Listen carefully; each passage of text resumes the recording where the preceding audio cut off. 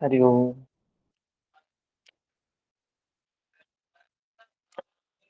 तो हम लोगों ने कल कहाँ तक देखा था? 40 तक।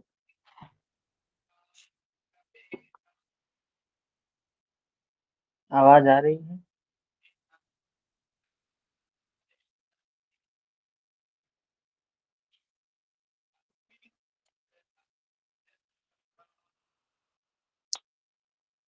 220 तक तो नहीं था। 20 ही श्लोक तो नहीं देखा था।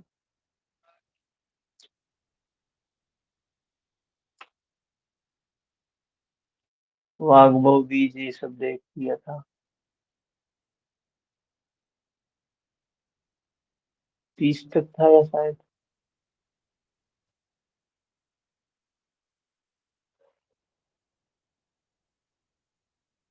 40 भी देख लिया था हमने।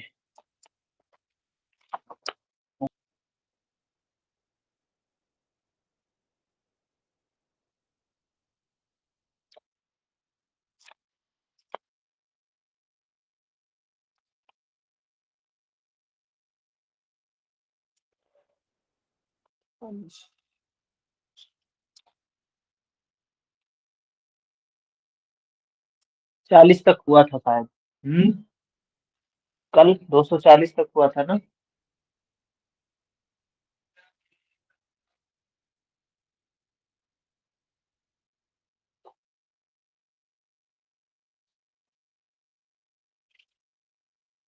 हम्म। तो पीछे हमने यही देखा था कि बीज मंत्र की बात की गई यहाँ पे। तीन बीज मंत्र, तीन जगह बताया। मूलाधार में है, एक अनाहत चक्र पे है, एक मोक्ष रूपी फल को बताने कराने वाले तीनों बीजों मंत्र गुप्त रखने चाहिए। बाघवो बीज बताए गए हैं तीन। हम्म।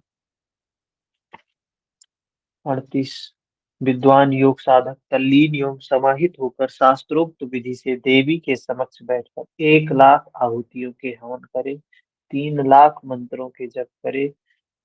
बुद्धिमान साधक जप क्रिया की समाप्ति पर योनि की आकृति वाले कुणेर में कुंड में कुनेर, फूल, गुड़, दूध, घी को मिश्रित करके आहुतियां दे।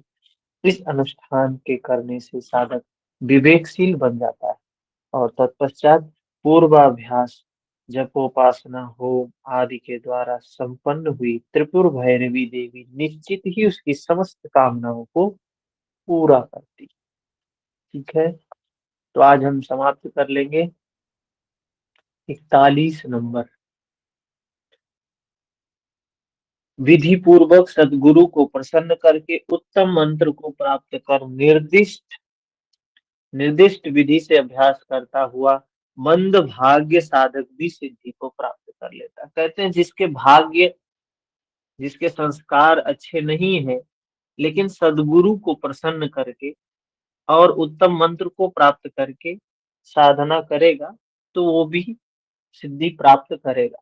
इंद्रियों पर विजय प्राप्त करने वाला जो साधक उस मंत्र का 1 लाख जप करता है, इंद्रियों पर विजय प्राप्त हो, मतलब मन नियंत्रण में हो, इंद्रियां नियंत्रण में हो, और 1 लाख मंत्र का जाप करे, उसके दर्शन से काम पीड़ित स्त्रियां क्षुब्ध हो जाती है तथा निर्भयता से निर्लज्ज होकर उसके आगे समर्पण कर देती है। क्या है, कोई साधना की बात है।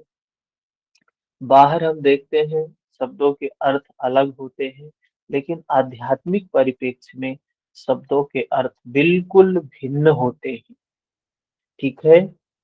तो यहाँ जो स्त्रियां शब्द है, हम समझ सकते हैं वृत्तियां शब्द। वृत्ति, ये वृत्ति जो होती है ना, जिससे जिससे व्यक्ति विचलित तो होता है। तो क्या है कि इन मंत्र जाप से, जैसे वेन जब बजता है ना, सपेरा जब वेन बजाता है तो सांप किस तरीके से उससे वो हो जाता है प्रभावित। तो इन मंत्र जाप से कह रहे हैं, जो ये वृत्ति वृत्ति निरोध ही तो योग है। योग के लिए बताया मंत्र साधना। तो मंत्र साधना से और स्त्रियां से क्या लेना देना है? हाँ? तो यहाँ जो बताया गया है वृत्ति के लिए बोला गया है, तो शब्द के अर्थ के अनर्थ हो जाते हैं। आध्यात्मिक शब्दों का यही खेल है। महापुरुष संत ऐसे जो भी चीजें बताते हैं, किसी व्यक्ति को इस तरीके से करने के लिए ऐसा कुछ भी नहीं बताया गया है, या पुरुष हो या स्त्री हो। ये जो कुछ भी खेल है, सारा खेल स्त्री पुरुष जो कुछ है वो वृत्ति का खेल। हम्म कि ये वृत्तियां शांत हो जाती, कहने का तात्पर्य ये है। ठीक है। 243 42 43 2 लाख मंत्र जाप करने से जो जिस समय में स्थित होता है, वे अपने मूल स्थान को छोड़कर उस साधक के ही यश में आकर रहते हैं और अपना सर्वस्व प्रदान कर देते हैं। तो कह रहे हैं 2 लाख मंत्र जप करने से जो जिस विषय में स्थित रहता है देवता, वो अपने मूल स्थान को छोड़कर उस साधक के वश में आ जाता है। हम अपना सर्वस्व प्रदान करते हैं। 244 नंबर। 3 लाख जप करने से संपूर्ण मंडल सहित मंडलीक राजागण सभी साधक के वशीभूत हो जाते हैं, इसमें विचार करने की आवश्यकता नहीं है। 6 लाख मंत्र जप करने से साधक मृत्युओं सेना वाहनों से युक्त पृथ्वीपति हो जाता है। फिर 245 12 लाख मंत्रों का जाप करने से यक्ष राक्षस नाग आदि सभी वश में हो जाते हैं, नित्य प्रति आज्ञा का पालन करते हैं। हम्म तो ये मंत्रों के जाप के परिणाम बताए गए हैं। बुद्धिमान साधक के द्वारा 15 लाख जप करने से सिद्धगण विद्याधर गंधर्वों के साथ अप्सराएं और सभी वे पूर्वोक्त सभी बस में आ जाते हैं, इसमें कोई संदेह नहीं। इस साधना से दूर की ध्वनि को सुनने की शक्ति सर्वज्ञता प्राप्त हो जाती है। उसके बाद 248 तथा साधक 18 लाख मंत्र जप करने से इसी शरीर के द्वारा भूमि को त्याग कर दिव्य शरीर धारण कर लेता है, संपूर्ण संसार में इच्छा अनुसार भ्रमण करता है, पृथ्वी के छिद्र भी उसे दिखाई देने लगते हैं। तो कहते हैं ये अवस्था आती है कि इतने मंत्रों का जाप करने से ये मिलेगा, ये मिलेगा, ये। 49 नंबर। 28 लाख का जप करने से विद्याधरों का स्वामी बन जाता है, साधक अति मेधावी अति सुंदर महाशक्तिशाली हो जाता है। 28 लाख मंत्र जाप करने से। फिर इस प्रकार 30 लाख मंत्र जाप करने से योगी ब्रह्मा विष्णु के समान हो जाता है, 60 लाख मंत्र के जाप से रुद्र के समान, 80 लाख मंत्र के जाप से अमर हो जाता है, को प्राप्त कर लेता है। उसके बाद अमरता को प्राप्त कर लेता है। 51 साधक 1 करोड़ जप करने से परम पद में लीन हो जाता है, इस प्रकार वह योगी तीनों लोकों में अति दुर्लभ असाधारण योगी हो जाता है, महायोगी हो जाता है। तो देखिए यहाँ अवस्थाएं बताई हैं। ये जो अवस्थाएं हैं, किससे क्या ऊपर हम लोग सोचते हैं स्वर्ग मिल जाए, स्वर्ग में देवता निवास करते हैं। हाँ? यहाँ देखो, एक तो सबसे 1 करोड़ मंत्र की जाप की बात कही है। 1 करोड़ मंत्र के जाप से परम पद की प्राप्ति हो जाती है। परम पद, परम पद से नीचे क्या है समझने के लिए एग्जाम पे पॉइंट करते हैं। परम पद से नीचे बताया ब्रह्मा विष्णु के समान हो जाता है। फिर 60 लाख मंत्र के जाप से 30 लाख बताया, 60 लाख बताया, फिर 1 करोड़ बताया है, और फिर 28 लाख बताया। उसके पहले कितना बताया है? 28 लाख, 18 लाख है, फिर इसके पहले 15 लाख, फिर 12 लाख, फिर 3 लाख, फिर 6 लाख, फिर 3 लाख से पूर्व में 2 लाख। तो ये सब क्या है? ये अवस्थाएं बताई हैं कि ये अवस्थाएं प्राप्त होती हैं। 1 2 3 4 5 6 7 8 9 10 11। तो ये अवस्थाएं हैं जो ध्यान से प्राप्त होती हैं। हम एक दिन में सोचे कि हम उस परम पद को प्राप्त कर लेंगे, संभव नहीं है। धीरे धीरे हमारी उत्तरोत्तर हमारी अवस्था बदलती बढ़ती जाती है, बदलती जाती है। धीरे धीरे हम उस गति की ओर अग्रसर होते हैं। अभी हम जो साधना करते हैं, करना चाहिए, नियत कर्म जो बताया भगवान ने, क्यों बताया? कि हम इससे पतित ना हो। मनुष्य का शरीर तो मिल गया है, पता चले अगला शरीर हम कीट पतंग का पा गए, कुत्ते बिल्ली सांप बिच्छू सांप गोजर बन के घूम रहे हैं। तो इसलिए हमें ये काम करते रहना है कि इससे नीचे तो ना जाए। मान लीजिए प्रमोशन नहीं हुआ, डिमोशन तो ना हो। हम्म। और साधना करेंगे तो प्रमोशन होगा।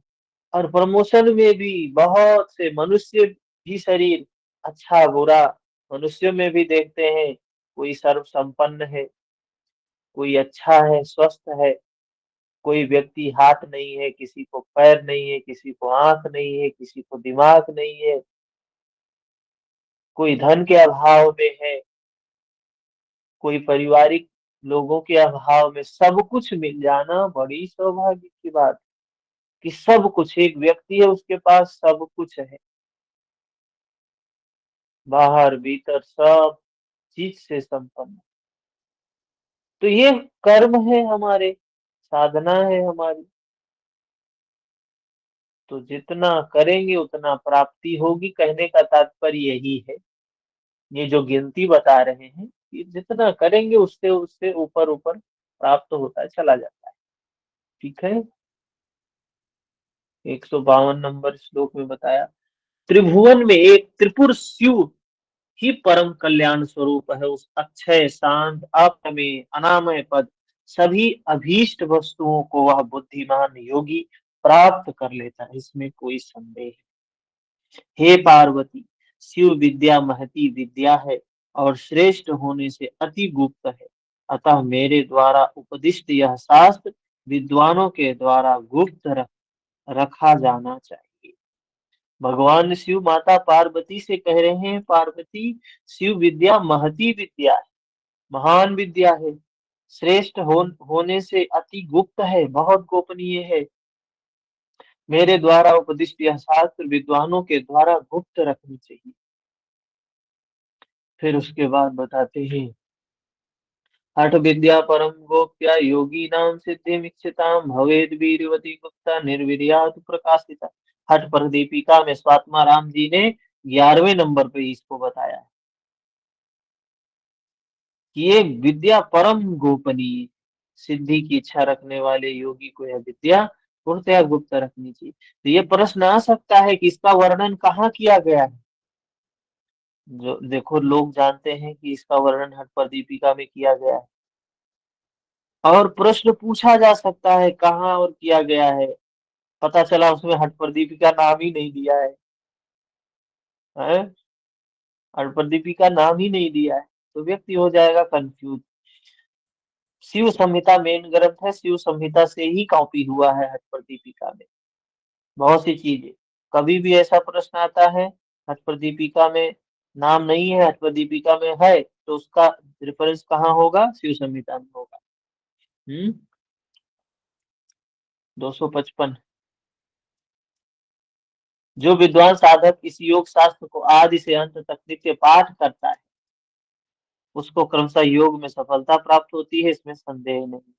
मतलब जो इसको पढ़ता है, समझता है, जो पढ़ेगा नहीं, जो समझेगा नहीं, वो आगे चलेगा कैसे? तो जब पढ़ेगा समझेगा तो आगे चलेगा, उसको प्रेरणा मिलेगी, योग के मार्ग पे आगे चलने भी लगेगा। तो कह रहे हैं उसे सफलता प्राप्त होती है जो इस पे चलता है। समझता है, इसको पढ़ता है।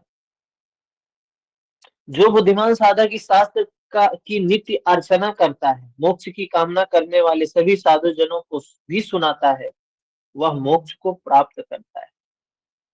मतलब हमें तो मोक्ष मिल जाना चाहिए फिर, है कि ऐसे लोगों को सुना रहे हैं।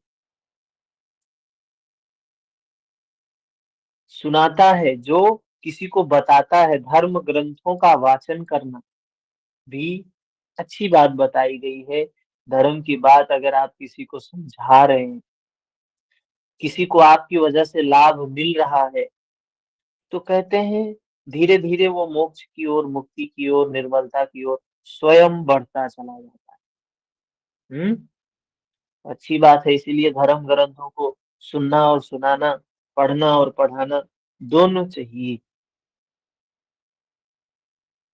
257 नंबर, योग में अभ्यासरत क्रियाशील होने से ही सफलता प्राप्त होती है। क्रिया अभ्यास के बिना सफलता कैसे प्राप्त होगी? इसलिए श्रेष्ठ योगियों को विधि पूर्वक अभ्यास करना चाहिए।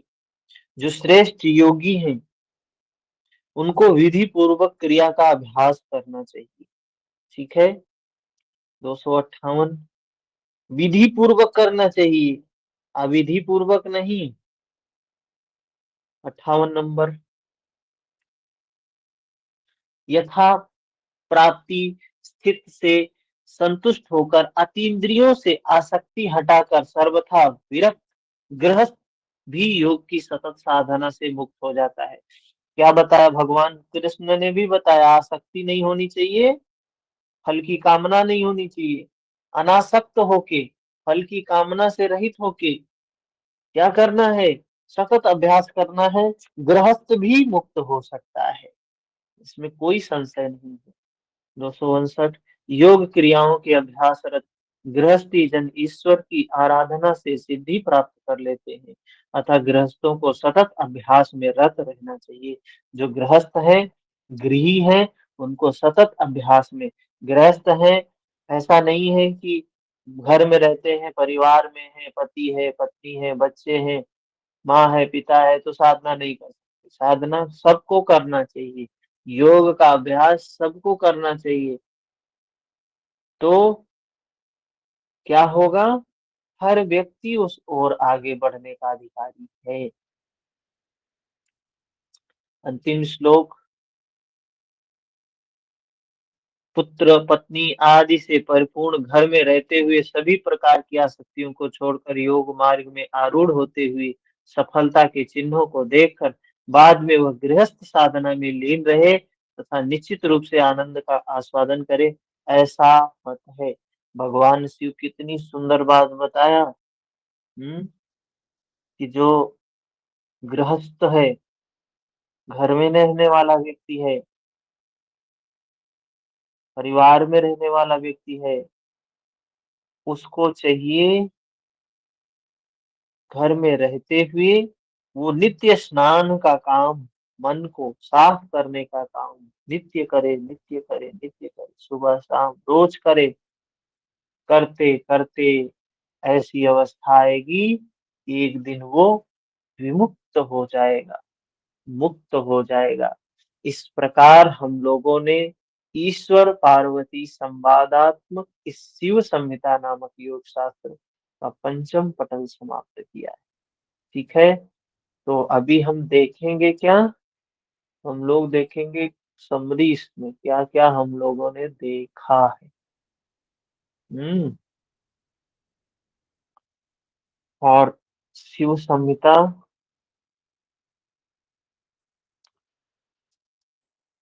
सारा नोट तो होगा आप सभी के पास, जो कुछ छूटा होगा उसको बना लेना इसमें। लेखा जी बताइए। भैया यहाँ सिर्फ योग की या अपन एजुकेशन या एग्जाम के दृष्टिकोण से तो पढ़ ही नहीं रहे हैं, है ना। इसलिए मैं पूछ रही हम्म हूँ कि इसमें जो बताया गया है, इतने मंत्रों का जाप करो, इतने इसका जाप करो तो उससे ये हो जाएगा, ये हो जाएगा, तो ये सब भी तो आडंबर ही हो गया ना, एक तरीके से बाधित हो गया ना। और दूसरी बात देखिए, ये गृहस्थ में रहते हुए इंसान अपना गृहस्थ आश्रम का कर्तव्य का पालन कैसे करेगा अगर वो इन सब चीजों में रह जाएगा? गृहस्थ भी कर सकता है, मतलब वो अपनी ड्यूटी कैसे निभाएगा जब वो इन जाप मंत्रों में ही लगा रह जाएगा? मेरी फ्रेंड के पापा ये सहज राजयोग जो ब्रह्म कुमारी है ना, इसमें हाँ। चले गए, छोटी सी कोई छोड़ के। हम्म। एक ही बेटी हुई थी वो, हाँ। एक ही संतान हो पाई थी, हम्म। उसकी मम्मी ने कैसे तैसे उसका पालन पोषण करा, सब कुछ छोड़ दिया उन्होंने, और हम्म। बस ध्यान लगाने के लिए, ध्यान लगाने के हिसाब से अपने कर्तव्य का पालन नहीं किया। पहले तो गृहस्थी में आए, क्यों आए, जिम्मेदारी बढ़ा दी, फिर वो उनको अध्यात्म में चला जाना था, चले गए। और देखिए। वहां भी मतलब दोनों तरीके से कैसे पॉसिबल है ये चीज? हाँ, देखिए, ये जो अध्यात्म है ना, छोड़ के भागना नहीं सिखाता है। गीता में कहीं नहीं कहा गया है कि घर बार छोड़ के भाग जाए, जिम्मेदारियों को छोड़ के भाग जाए। सारी जिम्मेदारियों का निर्वहन करना है, सारी जिम्मेदारियों का निर्वहन करते हुए गृहस्थ जीवन में रहना है। ये मंत्र क्या है? हम समझ नहीं पाते हैं चीजों को, सही मायने में हमने समझा नहीं। मंत्र का मतलब क्या है? मनन करे करोति इति मंत्र। जो क्या है? ये हमारा जो मन है ना, हमारा मन कहाँ रहता है? विषयों में रहता है। हमारा मन हमेशा भूतकाल, भविष्य काल, कभी भूत की डाली पर बैठता है, कभी भविष्य की डाली पर बैठता है। भूत और भविष्य में भी जाएगा तो दो जगह जाए, या तो राग में जाएगा या तो द्वेष में जाए। राग में जाएगा तो क्या होगा? मान लो भविष्य में गया, राग वाली उसमें लोट पलोट लगा रहा है, तो क्या करेगा?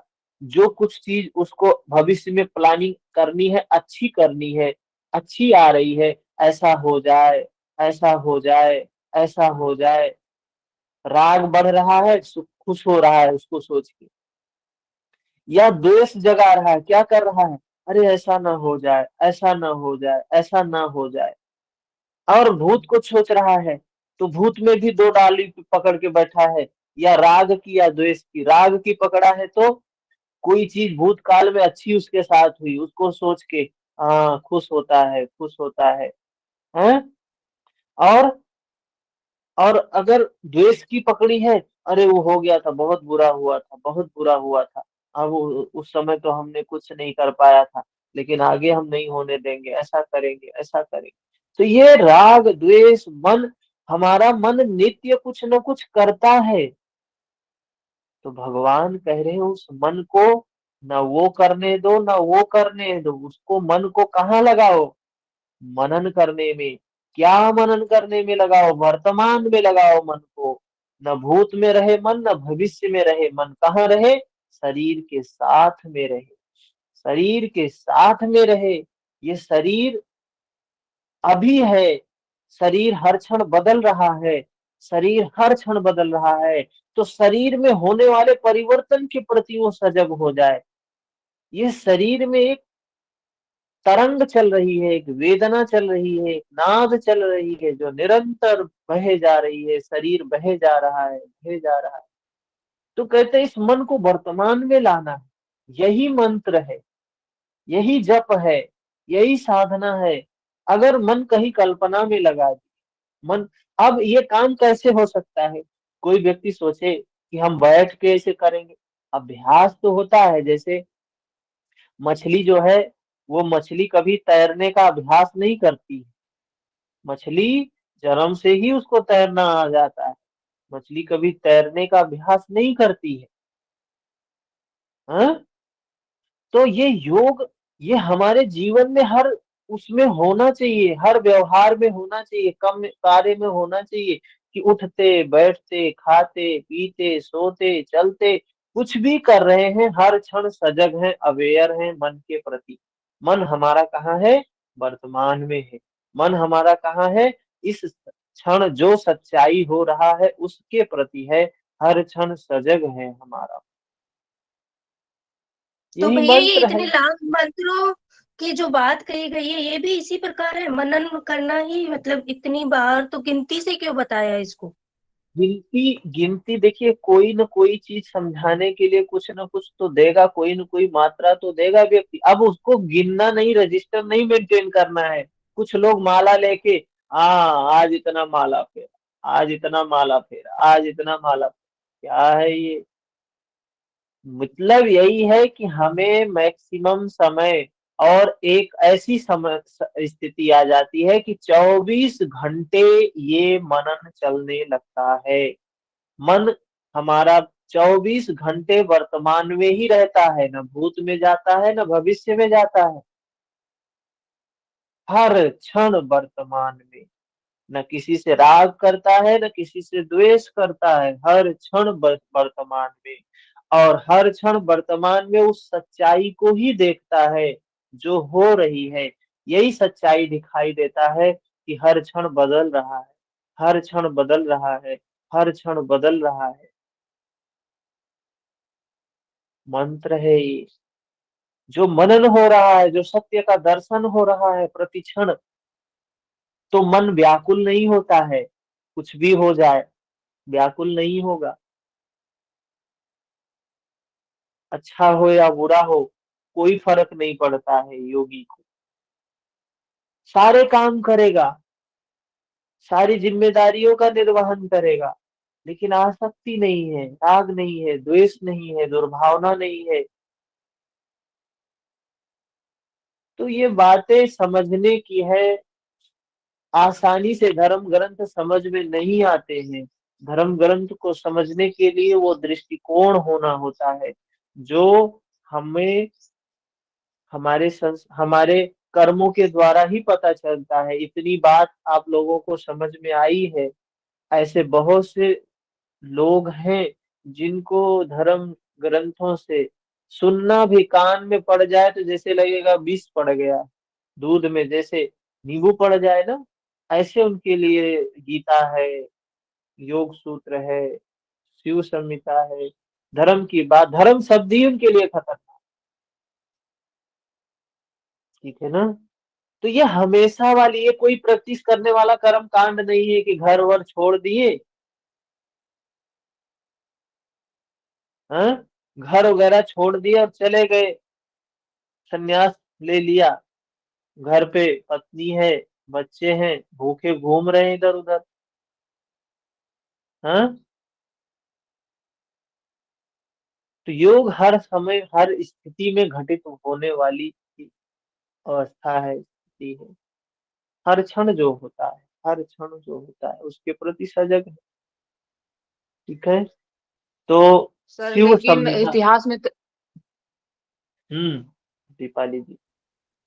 कह रहे हैं सर, लेकिन इतिहास में तो ऐसे उदाहरण हैं मतलब इसमें हम्म। गृहस्थ को कौन से आसक्त मान उदाहरण? के उन्होंने छुड़ा है। जैसे गौतम बुद्ध का है, और तुलसीदास भी हैं, हाँ इसमें हाँ। उन्होंने घर परिवार को छूकर। तो देखिए, हाँ देखिए, छोड़ा है घर परिवार को। सर वो घर परिवार, छोड़ा ना छूट गया। एक अवस्था आई देखिए, जब वो छूट।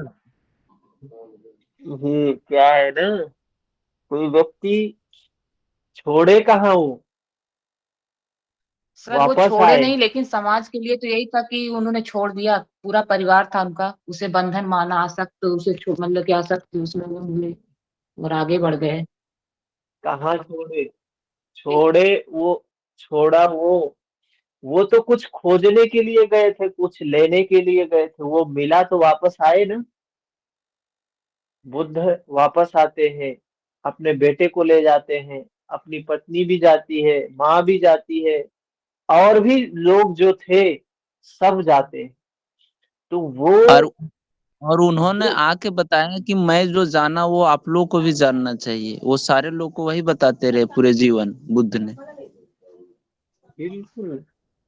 तो जब हम उस मार्ग पे, और विषम परिस्थितियों में ऐसे छोड़ के नहीं गए, जिम्मेदारी का उन्होंने निर्वहन किया, ऐसा नहीं है जिम्मेदारी का निर्वहन नहीं किया। उनके पिता का जब देहांत है तो उसमें एक भिक्षु उनके साथ होता है, उसको वो भेजते हैं, इसको राजा बनाओ आप। हैं? जिम्मेदारियों का उन्होंने निर्वहन किया, अंतिम संस्कार आके करते हैं पिता का, भिक्षु होने के बाद भी आते हैं। तो अपने साथ साथ जो हमारी बाहर की जिम्मेदारियां होती हैं उनका भी उन्होंने निर्वहन किया, ऐसा नहीं है। समाज है, समाज के लोग तो प्रश्न उठाएंगे ही उठाएंगे। उनको करना क्या है? उनको चलना नहीं है, उनको तो सिर्फ उंगली उठानी है ना। तो जिससे समाज व्याकुल था, जो काम बुद्ध ने किया है, आज बुद्ध को नास्तिक श्रेणी में खड़ा किया गया है कि नास्तिक है, लेकिन आज पूरी दुनिया बुद्ध को स्वीकार कर रही है। आज बुद्ध का परचम पूरी दुनिया में लहरा रहा है। अगर भारत को आज कोई देश भारत को जानता है तो सिर्फ और सिर्फ बुद्ध के नाते जानता है। दुनिया के लोग अगर भारत का नाम लेते हैं तो बुद्ध की वजह से। जैसे हम मुसलमान लोग हैं ना, मक्का मदीना मानते हैं, अरे वो बहुत पवित्र स्थान है। दुनिया में भारत की वही स्थिति है अध्यात्म के दृष्टिकोण से। सिरताज है तो वो है बुद्ध की देन है। बुद्ध ने बहुत कुछ दिया है भारत को। भारत को ही नहीं, संपूर्ण मानवता को, संपूर्ण दुनिया को उसका लाभ लोग ले रहे हैं। उसमें कोई कल्पना नहीं है। हम्म, तो और छूटना तो ये स्वतः ही होता है। ऐसी स्थितियां बनती है ना, ऐसे संयोग आते हैं कि स्वतः ही चीजें छूट जाती। छोड़ना नहीं होता है, स्वतः ही छूट जाती है। घर परिवार स्वतः ही छूट जाता है, क्योंकि उससे ज्यादा कल्याण होने वाला है ना।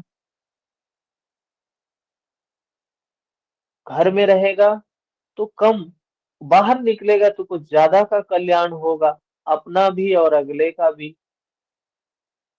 तो कभी भी तुलसी ने, कभी भी कबीर ने, कभी भी बुद्ध ने और भी लोगों ने ऐसे त्याग नहीं किया। उन्होंने, उनका त्याग क्या था गीता में बताया आज भगवान श्री कृष्ण ने। क्या त्याग है, ठीक है। तो गीता पढ़ते पढ़ते काफी चीजें स्पष्ट हो जाती हैं कि करना क्या है हमें जीवन में, हमारे जीवन का लक्ष्य क्या है। तो अभी एग्जाम का जो समय है कम है और शिव संहिता समाप्त है। तो इसके बाद हम क्या शुरू करेंगे?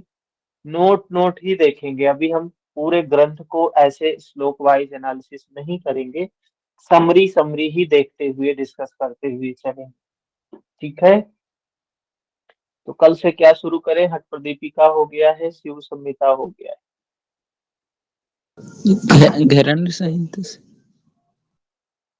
ठीक है, गारंटी कर लेते हैं।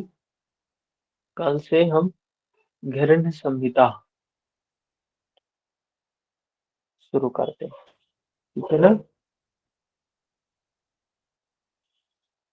कोई प्रश्न किसी का? ये नोट तो होगा सबके पास।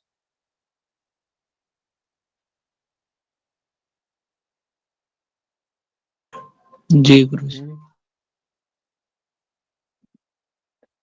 ठीक है, अपना भी कुछ नोट बना ले और पीछे की चीजों को बार बार रिवाइज करते रहें ताकि समझ में आ जाए। भूले नहीं, पीछे पढ़ते हुए, आगे बढ़ते हुए पीछे की चीजों को भी ध्यान में रखें, ठीक है ना। तो यही हम समाप्त करते हैं, मिलते हैं शाम को योग सूत्र की क्लास में।